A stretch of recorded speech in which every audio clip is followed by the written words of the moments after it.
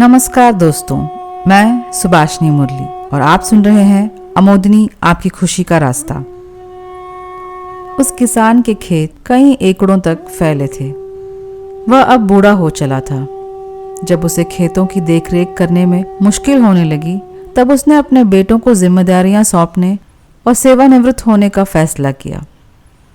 उसके दोनों बेटे आलसी थे और उन्हें काम करने के लिए बार बार जोर देने की आवश्यकता पड़ती थी। लेकिन धीरे धीरे किसान के निर्देश पर उन्होंने खेतीबाड़ी सीख ली। हर रोज वे शाम तक खेतों में मेहनत करते और घर देर से लौटते। जैसे जैसे दिन बीतते गए, फसल बढ़ने लगी। अब फसल काटने का दिन निकट आया। दोनों भाई अपने खेतों का दौरा करने निकलते हैं। बड़ा भाई कहता है, इतने महीने बिना आराम के हमने कड़ी मेहनत की और अब ये फसल काटने का काम बड़ा ही थकाऊ है छोटे। मैं तो बहुत थक गया हूँ। छोटा भाई हामी भरता है और कहता है, क्यों ना हम 1-2 दिन आराम करें और फिर फसल काटें। सिवाय इसके मुझे लगता है कि फसल पकने में अब और भी वक्त है।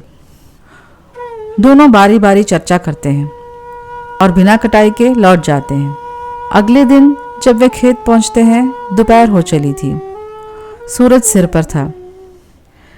इस गर्मी में कैसे फसल काट सकते हैं, कल काट लेंगे, कहते हुए वे दोनों फिर से घर लौट जाते हैं।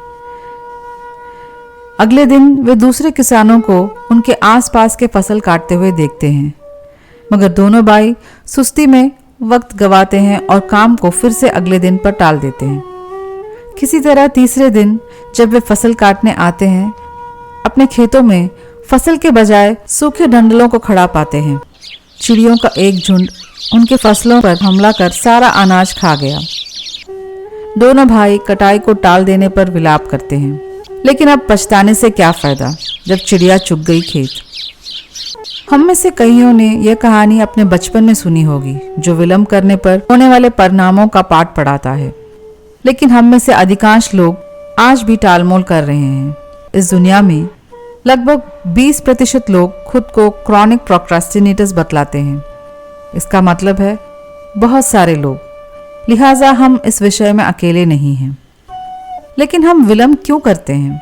जब हम किसी काम से ऊब या चिढ़ जाते हैं, निराश हो जाते हैं या नाराजगी महसूस करते हैं, या जब वह काम हमें कोई तत्काल आनंद नहीं देता, तो हमारा मस्तिष्क 2 कार्य करता है।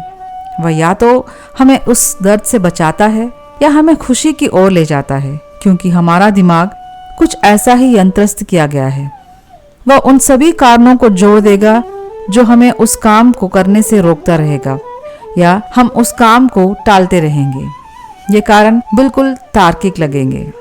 अधिकतर समय अपने दिमाग से लड़ते लड़ते हम बहुत कमजोर पड़ जाते हैं और अंततः वही करते हैं जो वो हमें करने का निर्देश देता है। हालांकि हम जानते हैं कि कभी न कभी हमें वह कार्य पूरा करना ही पड़ेगा, फिर भी हम उसे टालते रहते हैं। लेकिन अच्छी खबर यह है कि हमारे भीतर कोई प्रोक्रास्टिनेटिंग जीन्स, विलंब कराने वाली जीन नहीं है। यह एक सीखा हुआ व्यवहार है। हम दूसरों को देखते हैं और उनसे सीखते हैं।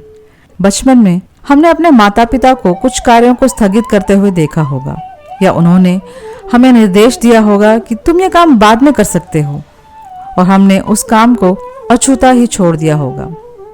छात्रों के रूप में हम यह व्यवहार अपने साथियों या शिक्षकों से, और कर्मचारियों के रूप में हम हमारे प्रबंधकों से सीखते हैं। आमतौर पर 3 प्रकार के प्रोक्रास्टिनेटर्स होते हैं। पहले, रोमांच चाहने वाले। वे अंतिम मिनट तक इंतजार करते हैं ताकि वे डेडलाइन के तीव्र प्रवाह को महसूस कर सकें। उन्हें कार्य पूरा करने के लिए मजबूरी की जरूरत होती है। दूसरे हैं चिंता करने वाले या काम से बचने वाले। डर की भावना ही उनका प्रमुख मार्गदर्शक है। भले ही उनके पास सभी आवश्यक कौशल और समय हो, उन्हें डर है कि वे विफल हो जाएंगे या लोग क्या सोचेंगे। तीसरा प्रकार है अनिर्णायक, क्योंकि वे अपना मन नहीं बना पाते हैं। परफेक्शनिस्ट या पूर्णतावादी इस श्रेणी में आते हैं, और साथ ही साथ ऐसे लोग भी जो विकल्पों के बीच चयन करने में असमर्थ हैं। चूंकि विलंब जननिक नहीं है, हम इस आदत को आसानी से पलट सकते हैं। जब भी हम खुद को टालमोल करते हुए पाते हैं, तब उसे दूर करने के लिए एक युक्ति तैयार करना जरूरी है। छोटे लक्ष्यों के लिए ऐसा करना आसान है, जैसे कि एक असाइनमेंट पूरा करना, लेकिन बड़े लक्ष्यों के साथ अधिक चुनौतीपूर्ण है। उदाहरण के लिए एक सफल व्यवसाय बनाना। इसीलिए पहला कदम हमारे लक्ष्यों को छोटे छोटे भागों में तोड़ना है। बड़े लक्ष्य दबाव डाल सकते हैं और कल्पना करना मुश्किल है कि हम फिनिशिंग लाइन कैसे पार करेंगे।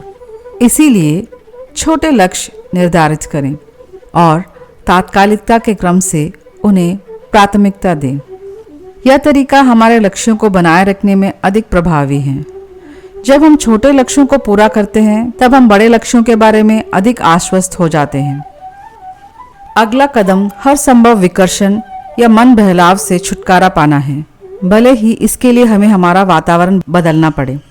उदाहरण के लिए, आप कुछ खास भूखे नहीं हैं, लेकिन आप कुछ अस्वस्थ स्नैक्स खा लेते हैं क्योंकि आपके सामने वो मौजूद हैं। यदि स्नैक्स वहाँ नहीं होते तो प्रलोभन भी मौजूद नहीं होता।